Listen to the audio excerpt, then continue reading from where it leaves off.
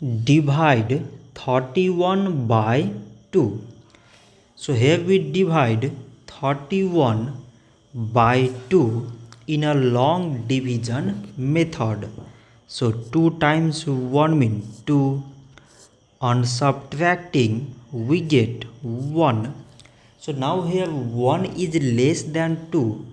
So we put down the beside number here 1. So now it became 11.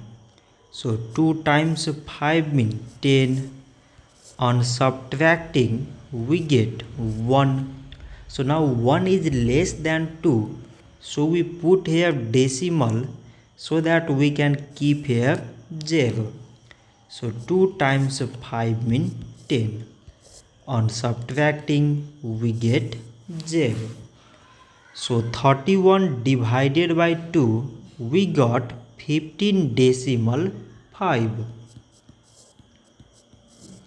So this much for today and thanks for watching.